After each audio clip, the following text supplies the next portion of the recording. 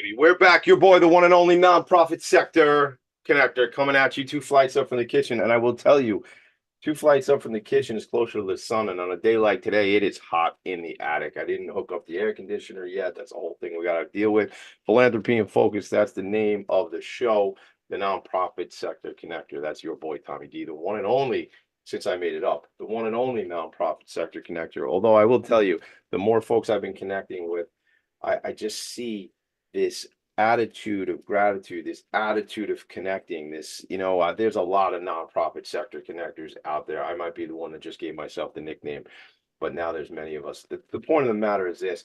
I'm looking at my notes from an interview that I did earlier this week with a nonprofit organization. And the thing that's standing out for me from my notes that are on my desk, it says they deal with 400 other nonprofits and schools. It's an organization called Computers for People. They are a semi-finalist in the New York City Imagine Awards, and I had the incredible opportunity to speak with the executive director and founder, whose name is Dylan Zajac. He's a 21-year-old young man who started this organization when he was 15 years old. So what am I telling you all? If you want to do something, it doesn't matter how old you are. Just lean in, do the thing. Yesterday, I had another opportunity to meet with Katrina Peru, from the organization is called Inspiring Minds NYC, another semifinalist in 2 different categories in the New York City Imagine Awards. And, it was on a panel discussion for nonprofits at the Queens Chamber of Commerce, left Queens, headed over to Brooklyn, and actually at the Francis Scott Key School in Brooklyn, and had this opportunity to meet with Katrina for about an hour, and just so impressed about what her organization is doing. So if you don't know what I'm talking about, check out nycimagineawards.com. nycimagineawards.com. The big event's coming up in October, and we're currently at the phase of where we as the committee get to do these additional interviews with the semifinalists. So we don't have the time for me to read off all the semifinalists right now, but I would encourage you to go to nycimagineawards.com. And actually, let me just tell you when the big event is, because if you're looking to be a sponsor or get involved with it, you can always reach out to me, and I'll get you connected with the team at the Imagine Awards. But you can send me an email, tommyd@philanthropyandfocus.com, PHOCUS. Also, I love the Instagram, so hit me up, tommyd.nyc on Instagram. And I said the website a couple times, but I want to give you the actual date of the ceremony, which I will get you in a second. It is October. I'll get you in a second because I don't have it right in front of me. Okay, that's how the show works. It's real. It's a real show, right? It's happening in real life. So once I have my guest, Michael D. Katakis, introduce himself, I'll get back to getting you that date for the New York City Imagine Awards. If you can't find it, just go to the website or reach out to me directly. All right, Michael D. Katakis is my guest. Michael D., what's up, man? Tommy D. and Michael D., what's that about? Hi, Tommy. Thank you so much Bro, for letting me on today. It was definitely, I didn't know until I was doing this until last night because Diane and Michael of our organization were busy elsewhere. So I was like, oh, someone do it. I'll try.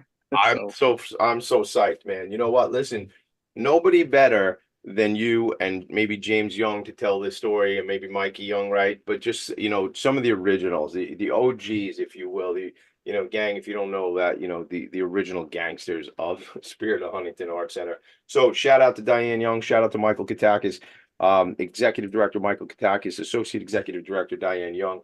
Michael D. Katakis, who's with me today, is an incredible musician, leads a lot of the music programming at the Spirit of Huntington Art Center. We're going to get into that, but Michael, you are a musician, right? I mean, that's part of what you're passionate about, right? Yeah. So my training, I started when I was 7 years old. I started, it's funny, my parents didn't force me to do it because I know a lot of musicians that kind of like your parents like you have to do something. Yeah. That wasn't for me. I remember when I was really young, I remember in elementary school, it was time to start to pick extracurriculars. And I remember they played all the instruments for us for orchestra one time. And I was like, oh, this is kind of fun. I want to do like because when you're a little kid, you're just like, oh, looks fun. Let's do it. Oh. Not thinking second twice about it. I almost wanted to do violin at first. But I remember at the time my teacher said, oh, I think you have more of a build of a cellist. Now, whether she meant that or she just needed more jealous and needed an excuse. I will never know, but that's okay. That's okay. So I ended up doing cello instead, and I was 7. It started off as something that was just really fun. It started off as me just something you did as I grew up in school. I didn't take it super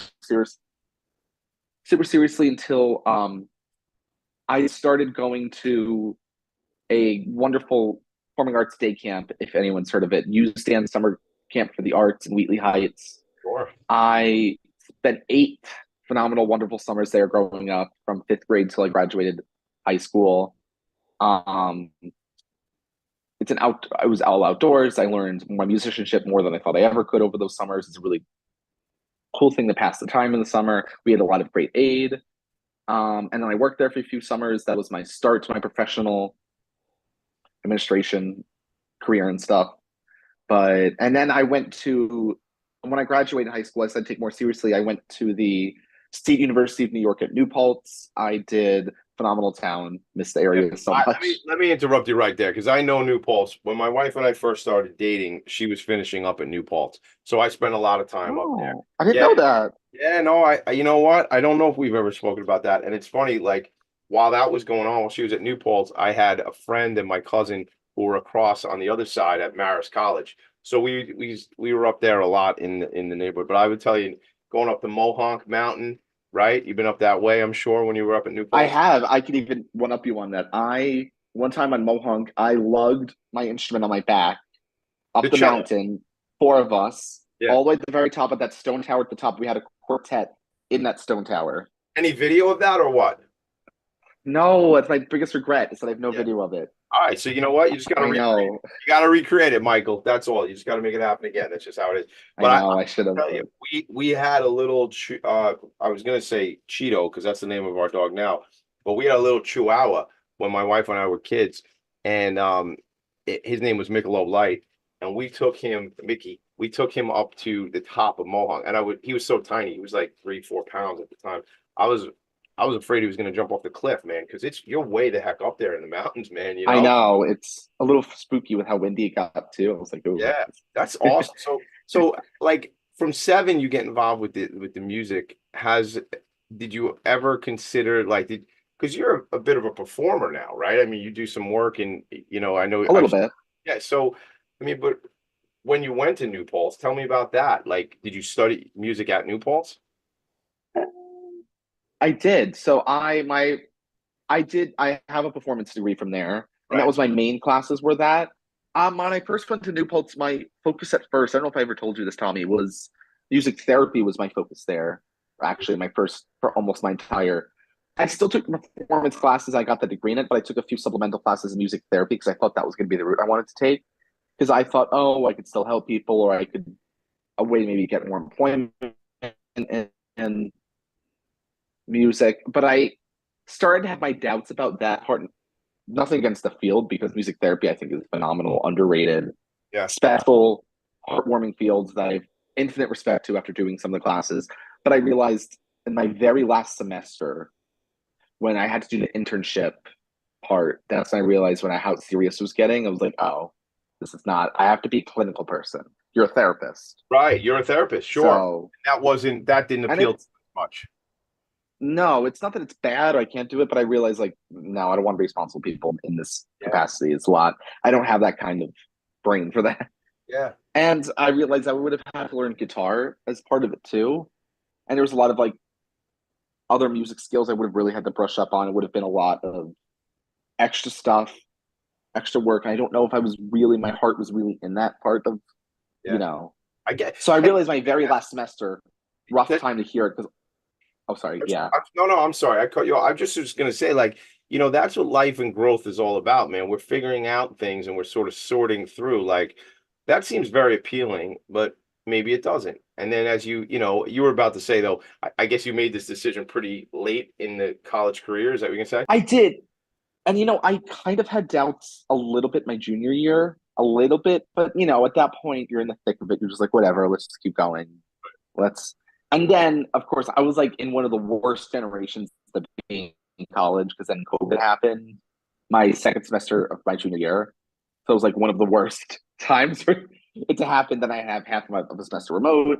Then I went back. Things were still kind of remote, which kind of added to a lot of everything. It was like one of the worst times to graduate was 2021 in the middle of it too. So had a little bit of a bumpy period Yeah, after college, well, that's what but I'm looking at too. I mean, you graduated May of 2021, so I guess that's 2020 brings you into your junior year, right? The second part of your yeah, year in March of 20. So, yeah, man, what was that all about? What was that like being, trying to figure out, especially, in performing arts, right? You kind of have to be there, right? You can't just be on Zoom. yeah. I know. Like the hard sucky thing about it is that it was a lot of it was just not happening. There was no Yeah, orchestra. There was no quartets for a little while. Some of my classes, I only had one or two in person that was like distanced. It was a really sucky time, especially for something that's like you're right, performing arts. Like I remember when at first everything was announced to be virtual, and my first thought was how for some yeah, of my things. I'm like, how? yeah, How can some of my classes be virtual? It was one of the hardest majors to have to transition to virtual, and also one of the worst times to have to be a college student, yeah. especially at that point of it. I was like at the nexus of, and the hard thing too about switching my path or realizing so late is that I didn't have a lot of momentum built up because I was kind of music therapy path. I even went to two conventions music therapy too Oh, you did. in my time. I went to one in Pittsburgh. I went to one in Virginia. So it was pretty involved in it. But then like I had the momentum, then I had to like stop because of my switch and because of COVID. There was nothing happening, so it was Hey, man, you a know little what? hard. I know in life there's some speed bumps, there's some things that, but there's a book I have. It's around here somewhere in the attic. I'm sure I can find it, but it's called The Obstacle is the Way. The thing that gets in our path might be the thing that moves us on to where we really should be going. It's an interesting Yeah, to think of things. I mean, and I got to be honest with you, man. You're a young man. You got the whole world in front of you. Who knows what you're going to be doing 10 years from now, 15, 20 years from now. yeah, At 46, I'm still creating things and figuring out things. So I think that's just kind of the journey that we all go on. You can constantly, yeah. nobody So in my experience, Michael, most people aren't taking a job at one point when they're 21 years old and keeping that job for the next 40 years. Like it's not like it used to yeah, be. And those jobs that they take now won't even be around 40 years from now. Um, yeah. so So what we're going to take a quick break. When we come back, what I really want to talk to you about is, first of all, I have a question when we come back. I'm thinking about this whole idea of how music therapy, although you didn't complete the program there, your background in that work is probably very informative to the work that you see every day at Spirit of Huntington Arts Center, right? So they yeah. take a lot of that. So I want to, once after we take a break, we'll talk about some of that. And then the other thing is, listen, man, you've been at the Spirit of Huntington from the beginning, where it was at the gas Hmm. station. I've heard this story so many times, but many people haven't. Where it was How at do you the. think much today? I've heard it more than I me. want. Well, now you're going to tell it, so you're going to hear yourself tell it to me when we come back. But I have. Yeah. I have heard it a bunch of times with Eric, and then your dad comes by, and Dominic, and all these different things. I want to hear from your perspective. As how old were you at that time? Let's ask you that before we go. I was, I think, 11 or 12. I All think right. So 11. so through your eyes, what did it look like? That's what we're going to. Yeah. Yeah. All We're right. doing we're doing a great thing. Spirit of Huntington, the Art Center. I am a board member there. I originally met the organization when I met Michael D's dad, Michael Katakis, and handed him a check from the Lindy Lou Foundation. Shout out to my family in memory of my cousin Linda as a legacy. And we have the foundation has been very supportive. Back in the day, it was a $1,500 check we had. Now, as of this year, we donate another $7,500 for new Apple Mac computers for the Artworks program at Spirit of Huntington. We'll talk more about that maybe today. Michael D. Katakis and your boy Tommy D in the attic. Right back. Are you a conscious co-creator? Are you on a quest to raise your vibration and your consciousness? I'm Sam Leibowitz, your conscious consultant, and on my show, The Conscious Consultant Hour Awakening Humanity, we will touch upon all these topics and more. Listen live at our new time on Thursdays at 12 noon Eastern Time. That's The Conscious Consultant Hour Awakening Humanity, Thursdays 12 noon on talkradio.nyc.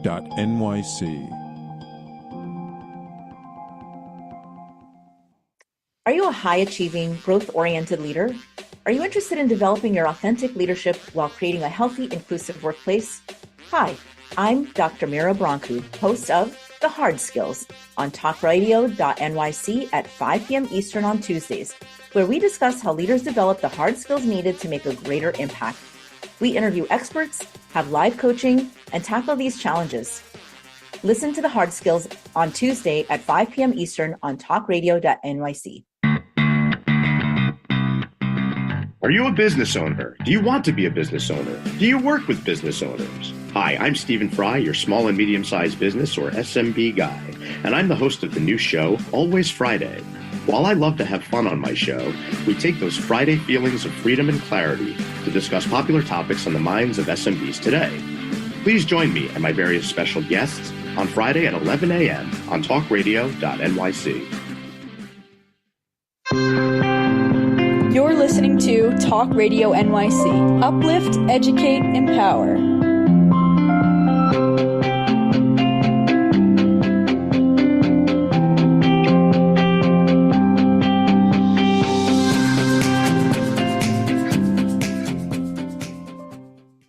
Nonprofits need connections to move in good directions. So cut through all the static. Join Tommy in his attic. That's right. Join me in the attic. That's right. Every Friday morning, your boy makes the trek up 2 flights of stairs, cup of coffee in hand, to deliver this incredible opportunity for you all to meet and learn about another nonprofit, another nonprofit organization. I like to say I help them tell their story and amplify their message. And before we get back into the conversation, I got to say hello to a friend of mine, because I was just saying to Michael D, nobody takes a job anymore for 40 years and stays in that job. So my friend Robert Rosner, my friend for life, shout out to Dunwoody, Georgia. My friend Robert says to me, nice show. Just think you know someone who has had the same job for 40 years. So Robert, I love you. I appreciate you checking in on the show. That's just the nature of this show. It's real time, real stuff happening. And yes, Robert has had the same job for a long time. So 40, probably 40 something years. Robert, you'll text me later on, but definitely over 40.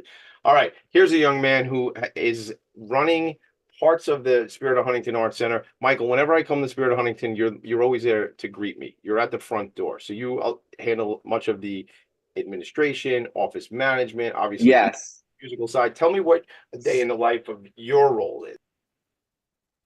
So here at Spirit, I'm the main office manager and administrator. So I handle a lot of the day-to-day stuff of the physical office space itself, which means I do most of the calls. I do the front desk duties for the most part, letting people in. I do also all of the enrollment here at Spirit. I have a new program where I enter down all the attendance. I make sure I track how many students we have per week. I do office supply ordering and stuff like that. I help coordinate what class is happening now. You know, it's just the day-to-day stuff. I mean, around. Well, it's the day-to-day stuff that happens. There is most of my duties there. So is that I would think for you, you get to interact with so many different people throughout your day, throughout your week, you know, whether it be the participants, whether it be staff, right? There's so much going on over there. Oh, there is. I always say at Spirit, it's either like you can hear a pin drop there or so much is happening that your brain wants to explode. There's no in between. Yeah. I'll take the second one. I'd rather a brain explosion. You know, if I got to just hear a pin drop, I got to go do a little namaste, man, like namaste in the attic. So I want to hear from you. No, Go ahead, man. Sorry. No, I was gonna say it's never boring. There's several sentences a week where I'm like, I can't believe I said that out loud. I want to hear from your perspective, man. You know, you're 11, 12-year-old, 11 or 12 years old, and your dad, Michael Katakis, connects with Eric Price. Eric, you know, was the founder of the Spirit of Huntington Arts Center. He's an incredible artist. Eric, if you're listening, I'm sure you'll listen to this at some point. Appreciate you, Eric. I appreciate your vision for this, you know, this organization and the great work that you've done for the special needs or the IDD population, obviously, as well as the veterans population. And, you know, Eric, this is one of those things, man, where, you know, we're kind of living out your vision, and that's pretty exciting. And I imagine from your perspective, it's exciting. Michael D. Katakis, you were there from the beginning, man. You were there where at this abandoned garage. I've heard the story. It was cold in there. Yeah. Oh, No it was so cold. It was electricity. frigid. It was even in the Tell me about summer, it was somehow cold. tell me about that place. So, fun thing about the origins of it, I don't know if Dad ever told you. Did you know my mother met Eric before Dad did? Yeah, there was an award. There was like Eric donated a piece of art to SEPTA. Is that right? Yes. So she was on the SEPTA with Diane. And that's so she met Eric before Dad. And then what happened was Mom has worked at that Huntington Village Starbucks for almost 10 years now. Might be 10 years now. But then one time when she was newer there and she was driving by, she noticed Eric was working on the garage building on a painting out there. So she stopped by one morning and offered him a coffee, asked what he was doing, asked what his vision was. And when he told her, she was like, I have to tell Michael about Yeah. this. Like, he has to know. She told him, he stopped by, Eric told him his vision. And at first, Dad was like, all right, good luck, have a good life. Yeah. Like at first he was like, there's no way this can happen. Not that he was negative, but he was like, this seems like a big ambitious.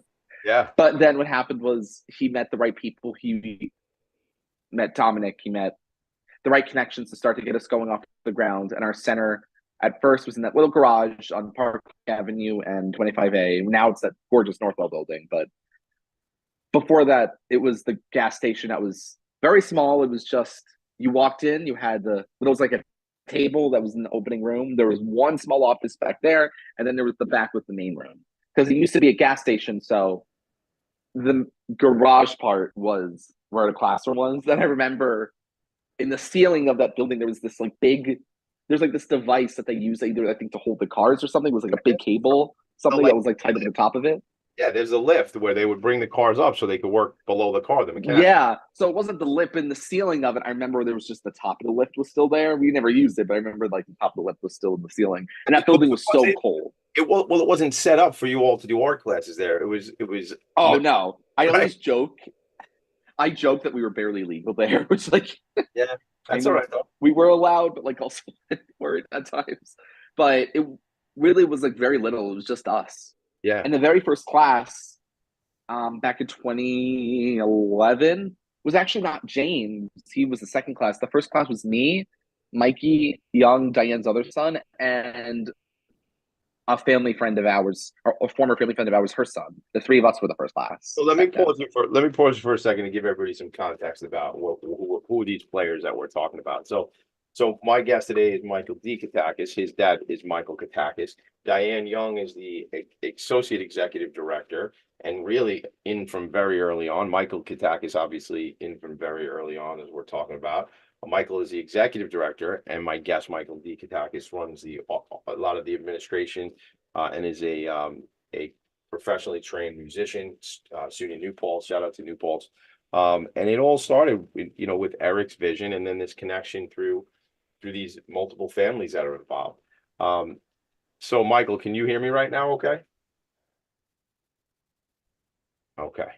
I thought that might happen. All right. So we're going to keep the show moving right now. What I want, while we're waiting for Michael to get back on here, what I want to say is there was a movie. It was a documentary done about the origin story of the Spirit of Huntington Art Center, and it's called Autism Paints: The Spirit of an Artist. So I'm going to share my screen so you all can see that, and down the road it might be something you want to watch this movie. So we had a premiere of the film last April at the Cinema Arts Center in Huntington. So I'm going to share that so folks can see. But it really is, it was a documentary film, or it is a documentary film, and it was it was done in a documentary style. So it was recording and video that had been done years ago, that I don't know if the artist had ever planned that they would make this into something that people would see. I think it was more of, let's keep the let's document what actually happened. So I was really taken when I went to see the film, because Eric Price, the founder of the organization and the visionary behind Spirit of Huntington, was is somebody I know for a number of years, but I didn't know this part of the story. Although I'm on the board. Yeah. Right, Mikey? Right, Michael? I didn't know all of this stuff. I learned so much that day when we did the premiere at Cinema Arts Center last year. Yeah. I know. I'm glad that film finally somehow got out. It's funny because it was like taking me back because I was like, oh wow, I forgot how different, like so different from our daily functions today. I was like, oh wow, things used to be a lot less informal, a lot more informal, a lot less on the spot, a lot more, as we went. Yeah. I mean, and I just shared that. So gang, if you want, you can go to spiritofhuntington.com. And actually, I'm going to just put this out there on social media because it's a long thing. It says / the canvas autism paints, but get with me and we'll figure out how to do it. Or you can just Google this stuff. That's how you do these things. All right. So Michael, you're in the gas station, right? The former gas station. What is it, aside from it being cold and aside from it not exactly being set up for arts, who was teaching these classes originally? Originally, it was just Eric, Dad, Diane. That was it. Yeah. Okay. Back then. Yeah, but now did Diane have a background in art? Certainly your dad, ran an ad agency and stuff like that. So yeah, and he went to the Art Institute of Pittsburgh. So basically Diane's background is in early childhood education. So not as much in art, but she had the background in teaching. Yeah. So that's how her expertise kind of came to be. Yeah, that's awesome. That's the whole thing, like where on a team, everybody brings their individual skill sets to the party, and then we're all better off because of that, right? So that's so important. Yeah. I want to know, are you so we got the art festivals coming up again. Yeah. We're redoing August 11th, our Spirit of Summer Arts Festival. We're changing up things a little bit this year. We're making it strictly art vendors this year and homemade craft vendors. So we're doing a little more focus on the center too, as well as the outside. So we're having a new person doing it. So we're great event last year, of course, but now we're like, okay, that was the first time doing it. Let's make it something even more this year. So it's going to be a really, really awesome day on August 11th, from 11 to 4, I think. Yep. Yeah, I'm looking at that right now. I'm going to share that as we go to a break in a second here. I'm going to share the screen, but you guys, actually, if you go to spiritofhuntington.com, it's the first thing that opens up. But I'll share that because if you are somebody who, does your own crafts, you're an artist or, some kind of artisan or something like that, we're definitely looking for vendors. I say we as a board member, I'm always speaking in that terms as well. So any support for that event, that's such a cool event. And it's called the Spirit of Summer Art Festival. And, this is an arts organization. It's a community-based art center. And like it's this whole like hippie thing, man. It's like this hippie theme, and Michael D, I could kind of vibe on that frequency of being a hippie, man. So although I was born a little later, that's definitely a frequency that I vibe on. So that's a fun day, August 11th. I'll share the screen in a second. When we come back, Michael, I want to hear about. I want to explain to people, what happens at the center from courses and classes and who comes and who goes and that sort of stuff. I want to talk a little bit about that, and then if you're comfortable, maybe we could talk about artworks and certainly get into Artability, which is Long Island's only special needs art fair. Which extends way past Long Island now. We've done some stuff at galleries and right. So when we come back, I'm gonna kind of let you lead the way. If you want to talk artworks, Artability, we're gonna take a quick break. We come back, we'll jump right back into it. How's that sound? That sounds great. All right, good. We'll be right back. Hey everybody, it's Tommy D, the nonprofit sector connector, coming at you from my attic. Each week here on talkradio.nyc, I host the program Philanthropy and Phocus. Nonprofits impact us each and every day, and it's my focus to help them amplify their message and tell their story. Listen each week at 10 a.m. Eastern Standard Time until 11 a.m. Eastern Standard Time, right here on talkradio.nyc. Were you an essential worker during the pandemic? If you needed to learn stages of epilepsy, did you depend on advocates? Did you use new innovations to cope with mental and neurological issues? Maintaining high quality of life and keeping good mental health are what we all strive for. I'm Frank R. Harrison, host of Frank About Health, and each week top healthcare influencers, professionals, and innovators answer these questions and more. Stay tuned on Thursdays at 5 p.m. on talkradio.nyc, and I will continue to be frank about health with all of you. Are you a business owner? Do you want to be a business owner? Do you work with business owners? Hi, I'm Stephen Fry, your small and medium-sized business or SMB guy, and I'm the host of the new show, Always Friday. While I love to have fun on my show, we take those Friday feelings of freedom and clarity to discuss popular topics on the minds of SMBs today. Please join me and my various special guests on Friday at 11 a.m. on talkradio.nyc. You're listening to Talk Radio NYC at www.talkradio.nyc. Now broadcasting 24 hours a day.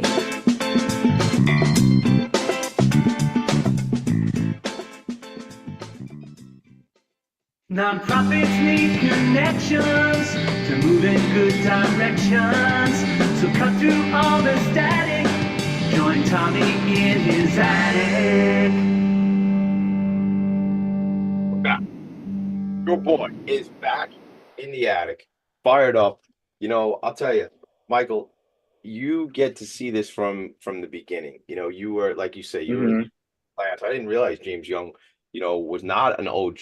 In fact, he's like almost. I know, not to discredit James, but he was like the second or third class. Is when Oh. No, please, he's been there from practically the beginning too. But I'm kidding with you. We love James Young. James Young, the creative director at the Spirit of Huntington Arts Center. I mean, it's, you know, it's just such a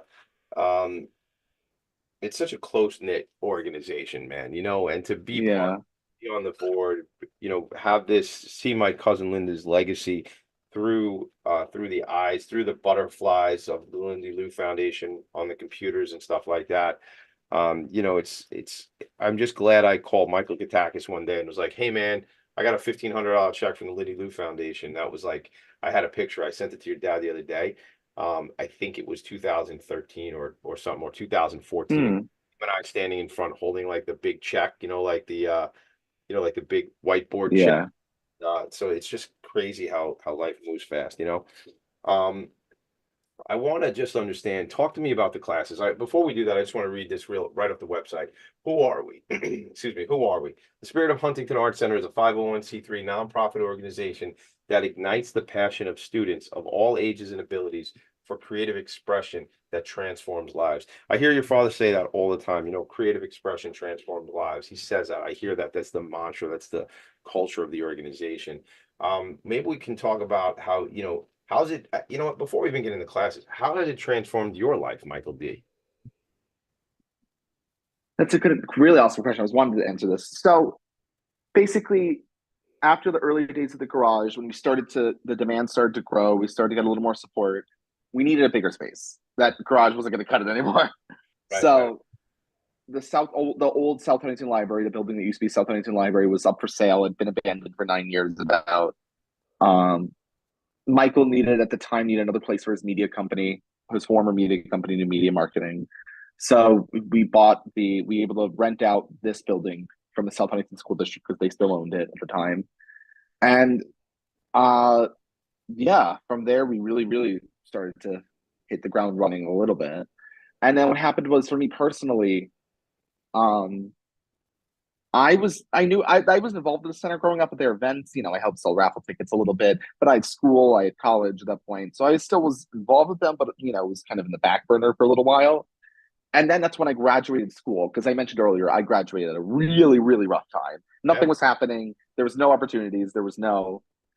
I think for the first 9 months after I graduated, I just did grocery delivery on those apps, on one of those apps. And it was fine. Instacart, yeah. I did Instacart for about 9 months. I needed it when I needed it. I got to explore. I got to get better driving, you know. But eventually, obviously, that's not sustainable in the long run. And I was really, really mentally starting to get to me of like, what the hell am I doing with my life? Like, where am I going to go now? I didn't have momentum. Right. And Dad, I remember one morning, Dad took me out he was like, let's go have breakfast at this one diner we like. I'm like, okay. He says that I really need help growing this music program. I really need help administratively because we're growing. I need another person there. I know your background from USDAN is administration, because USDAN, I was their nurse's assistant. I helped do the paperwork for the nurse's office. So I had some experience doing administration already. He says, I need an administrator there. So I had nothing else going on. So I was like, okay, I guess we'll do it. Not that I would have said no, but I was like, well, guess it's where I'm going. All right. And at first I was like, gee, how long is this going to last for me? It's like working at the family. That might be rough. Yeah. And it was bumpy at first, but the center has grown to about 400, 500 students a week about now.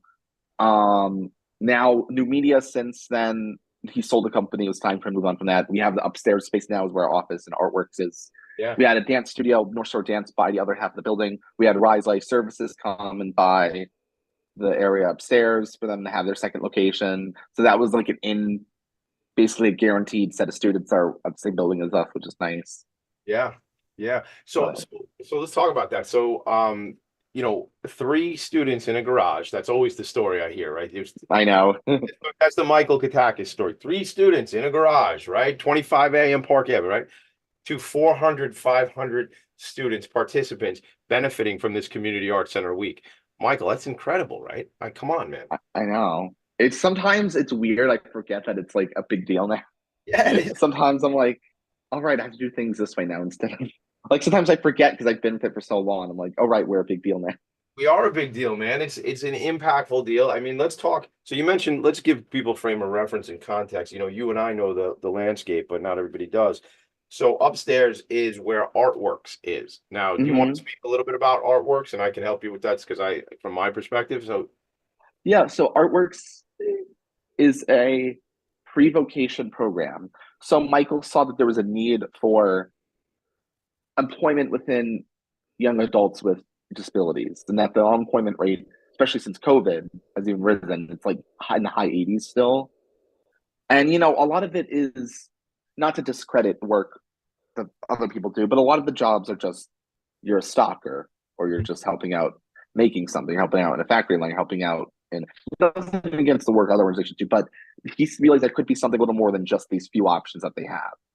So he realized a lot of them had an interest in computers, a lot of interest in some of them were sitting home all day wanting to play games and want to be on the computer all the time. So he decided, why don't I take this and I can make it something for them to learn skills? Because with James, he noticed how much talent he had naturally in wanting to do graphic design. So he realized that he can make this a class and have the students come in and take these pre-vocation skills to help teach them the skills to hopefully in the future get an employment within this field. Yeah, I thank you for that. I'm going to show the website, just the Artworks piece while we're talking, because I want to just say how listen, every time I talk about Spirit of Huntington, quickly my mind goes to Artworks. Very, very quickly. There's many programs at the organization, but personally, like if I had to have a favorite program, it's like having a favorite child, right? You're not supposed to, but let's be honest, that happens sometimes. But if I had to have a favorite program, it's Artworks, because it addresses what you're talking about. To me, it's not about ability with people, it's about access, right? Plenty of people have ability, but they're overlooked for that ability because I think society focuses on what people are not good at, quote unquote, whatever that I is. know. And it's rather, had we focused on what people's abilities are and give them access, that's the thing that always gets me fired up and I guess ignites my passion is Artworks, because people are learning skills. People are then applying themselves. Again, we say special needs, we say IDD, we say neurodiverse. I think everybody's neurodiverse, to be honest with you, Michael D. I think everybody has different ways to learn. Everybody has different abilities, and most people don't fit into a box. That being said, people have different abilities and people have different needs. In the IDD population, as you said, tragically, the unemployment rate is like over 85 or 90%. Yeah. Your point of COVID, it was worse. And people have much more skill than, hey, working, not to beat up on stores, I won't say any names, but stocking shelves. People should be, people can be whatever they like. More than that, yeah. 100%. And not only for themselves, but also for society. It's greater impact when they make when they're doing something they're passionate about and they're making their own impact. So let me tell you, dollars and cents. Vanguard Benefits, my company, was rebranded by the Spirit of Huntington Artworks team, and we are a client. Vanguard Benefits, we sell and service group benefits to businesses and nonprofits. Our entire rebrand was done by Spirit of Huntington, and every team meet with the team. Michael, you know this. We meet with the team who's doing and not just Vanguard, but my organization. So after I graduated, I wanted a place to play my music more. I wanted a place to be. It's like I want an orchestra to perform with. I want this in my life. I joined the Northport Symphony Orchestra, okay, which is we're a local growing orchestra based in the Northport area. I joined the orchestra at the tail end of them losing their old conductor and getting our new wonderful music director, Eric. And what happened was we needed a rebrand too, because I joined the board. They noticed that I had nonprofit experience. They asked me to join their board because they figured my younger perspective could help them a lot. Because not to rag on them, but a lot of the older board members were an older generation who, in their minds, they're still stuck on, let's go door to door to advertise our program. Let's go door to door to do these things. And they didn't have that younger perspective. Like, let's also do it another way of getting it online. Let's have a bigger online presence. So I know we do upstairs as Artworks is rebranding. So I pitched the dad, hey, can Artworks help NSO too? So they also rebranded the Northport Symphony Orchestra. They gave us a new look. We have a fabulous new website. So I'm trying to pull up the website now. So do you know what's the website off the top of your head? northportsymphony.org, I think it is. Okay, cool. We'll share that. So there it is right there in real time, in real practice. This is an organization that is changing the brand, the marketing strategy for other organizations. So wait, so go back for a second. So you're on the on the board over there? Yes, I'm on the board of Northport Symphony, as well as being in their cello section. And what about the cello section? I said as well as being in their cello section. So how often do you perform? We perform about 4 times a year now, hopefully more. But for now, we perform on 4 times a year. Our next concert's going to be in the fall. We take a break for the summer. And we just had last concert, we had a wonderful soloist, Jeremias of Velasquez of the Metropolitan Orchestra, like a big deal player who's friends with Eric, a big deal violin player, fabulous soloist. Website, right? That I pulled up. You see what I'm saying? That's it. This is our website. And this was designed by Spirit of Huntington?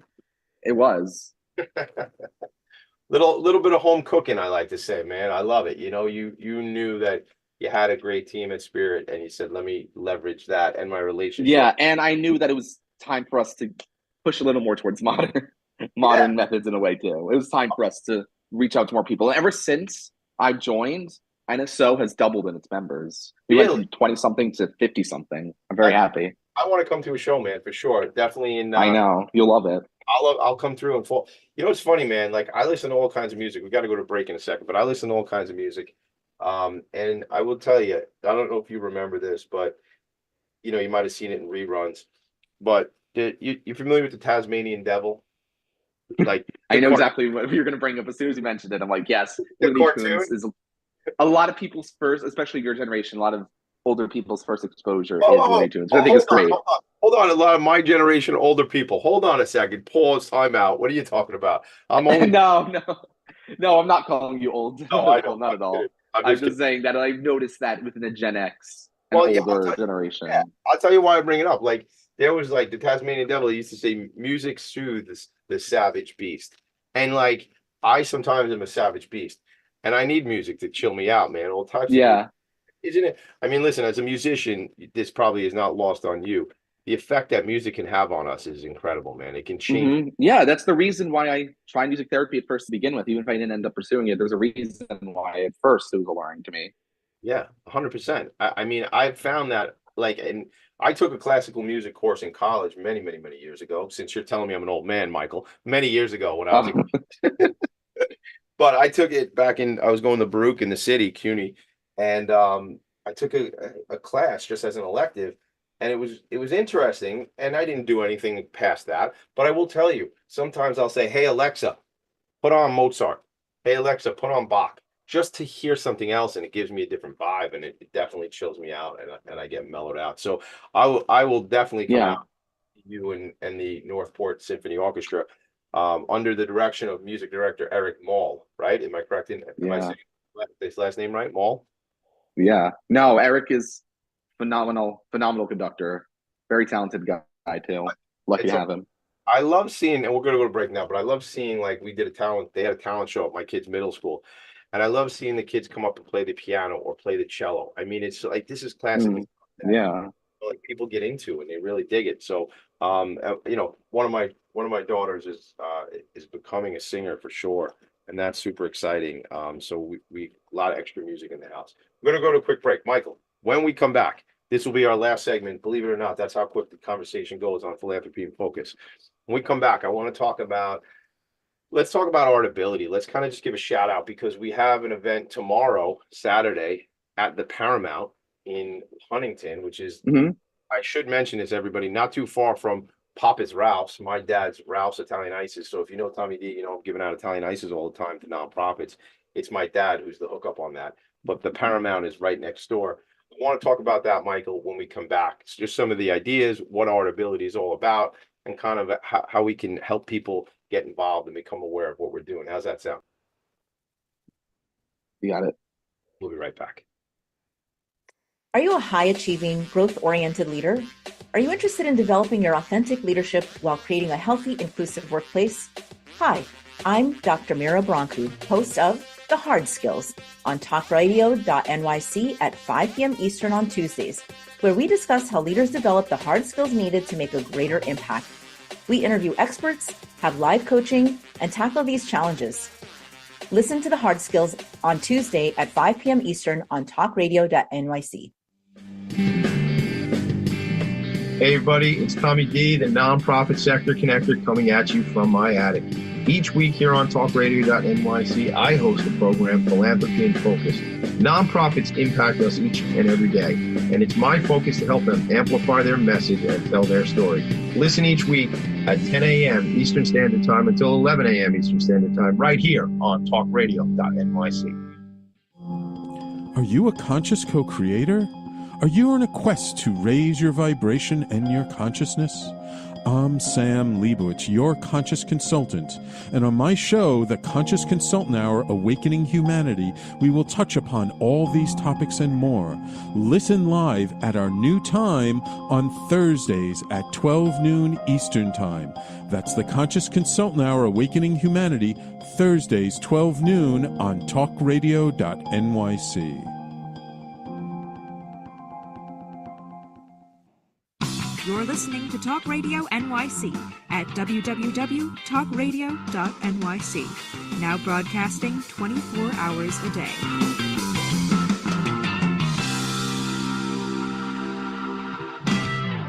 Nonprofits need connections to move in good directions. So cut through all the static. Join Tommy in his attic. We are back. Your boy, the one and only nonprofit sector connector, Tommy D, coming at you from the attic. Been in the attic for a long time, Michael D. It gets so lonely in the attic. I'm so glad that you're on the show with me today. It's so fun, man. I'm fired up that you're here. As you started to say at the beginning of the show, Michael was going to be here. Diane was going to be here. You know what? The universe got you here because you're the guy who was supposed to be here today, and I'm glad you're here. Thank you. Because you're welcome. You have your perspective of how this organization has impacted you, has impacted you, right? And it's a great story. Yeah. I have a funny. Oh, sorry, don't mean to interrupt. But I wanted to say earlier a story about how far we've come. We had an event in Huntington when we first started. Yeah. The Art Center. That I was thinking of us being in Paramount tomorrow. So one very first year in the garage, I think it was a Memorial Day parade or something, or Veterans Day, one of those. Yeah. So he was like, let's make a float. None of us had ever made a parade float before. Right. None of us knew what we were doing. So we just hobbled together something. My grandpa came all the way from Ohio. We hobbled something together. We didn't even have our logo on it. And there was like an older veteran who was there that none of us knew who he was. We've never seen him again since. We put him at the edge of the float, at the wheel of it, because there was a wheel on it. We had Eric with a microphone yelling about his friends and the center. And Dad made me hand out flyers to people. And they were like, what is this? Are you selling me something? And I would love to be a fly on the wall for these people thinking, what the hell is this organization? What are they doing? What did they sell? How far you've come, like think about I know. That's why for me, back when we talked about the documentary earlier, that to me was just so cool because, being, not to say, I'm so interconnected and know everything about the center, but I know it through my lens. I had no idea of the story other than the anecdotes that I hear your dad talk about or Diane talk about, right? Yeah. But like seeing the movie. So, it's these type of things. It's the look back to go, we were here. we're here. I mean, shout out to Dominic Mavalia, who owned the garage, owned the building where you guys were, and was just a good friend in letting you all start there. And Dominic's still doing it, and very influential. And shout out to the entire board of directors who are friends of mine. I appreciate you all for the work you do. And all the supporters, all the donors. Shout out to my Aunt Ellen and the Lindy Lou Foundation, because it gives me the ability to come in there all the time and see the great work that the Artworks program is doing in memory of Linda. So love you all at Lindy Lou Foundation. Shout out to the Cunninghams. So tomorrow, let's talk about that. So we have an art exhibition at the Paramount in Huntington Village, in the Spotlight Cafe bar next to the main theater. Dad had a connection there. We have a handful of artwork set up there. Tomorrow afternoon, we're going to have, I think at 3:00, we're going to have a few of our students are going to perform there. One student is a tap dancer. He's going to perform. One student's going to do a duet song with his dad. Another one is going to do a puppet show, because this guy, I love him. He's one of our clay students. He makes homemade Muppets. Okay. Like legit homemade. Like, no, they're not just like this random, like, oh, that's cool. No, he makes very legit looking Muppets that he does shows with. So I'm so excited for him to do that tomorrow. What time is that going on? I think it's going to be 3:00 tomorrow. Okay. Is when it's going to start. I got to get through. My 6 p.m. around 3 to 6. Paramount in Huntington. So all right, so it's at the it's at the Paramount Theater in, Michael, what was the name of it's the Spotlight area? I think Michael has a little trouble on the connection here. Michael, you there? Yeah. Okay, good. We hear you. So what was the name of the sorry, hi. Welcome back. Welcome back to the show. All right, so 370 New York Avenue, Huntington, which is just down the road from 362. Shout out to Ralph's. But 370 Huntington, 370 New York Avenue in Huntington is the Paramount Theater. What was the spot you were talking about where this event is going to be taking place? That little theater there.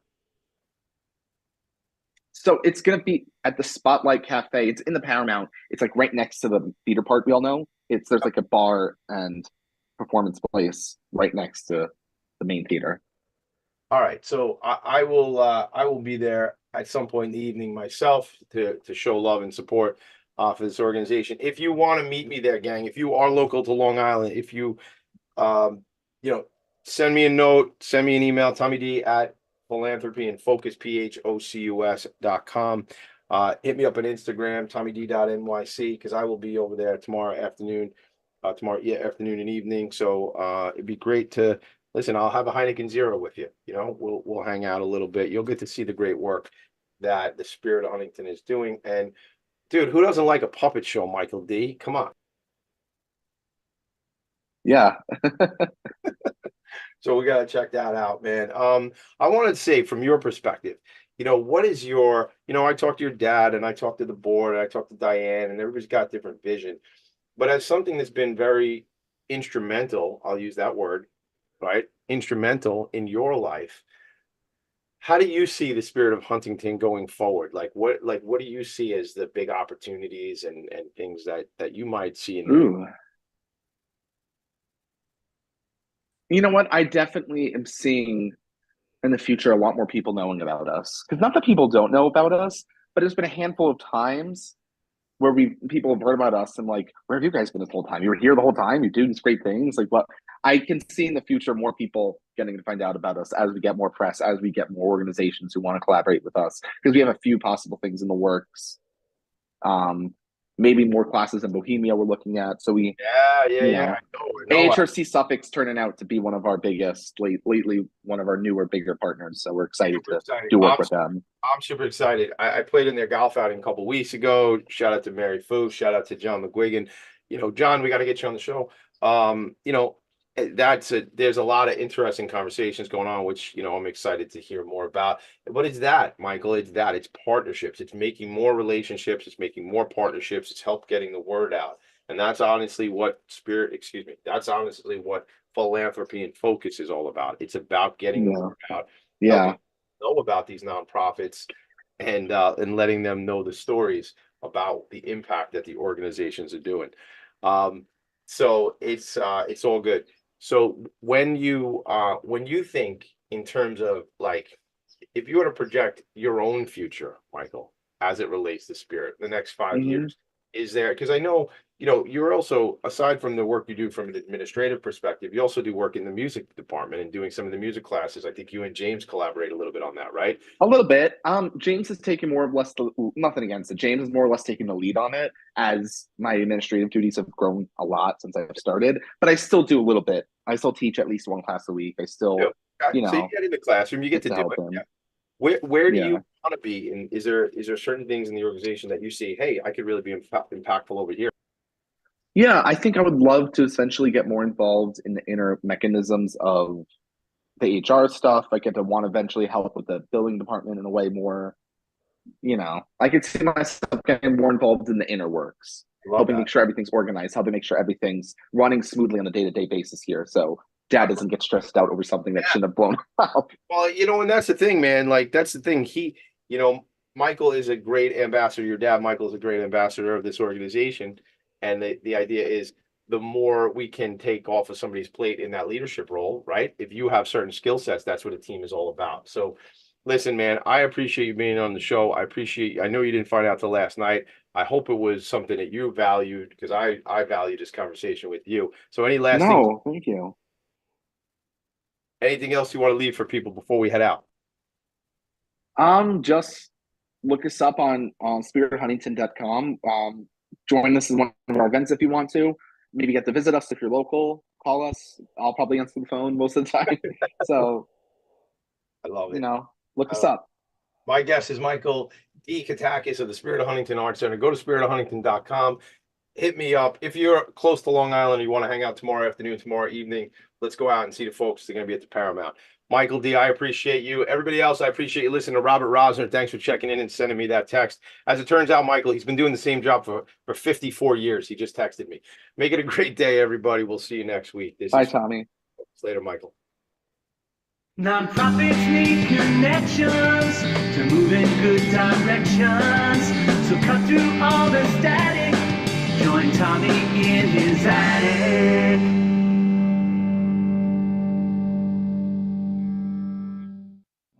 You're listening to Talk Radio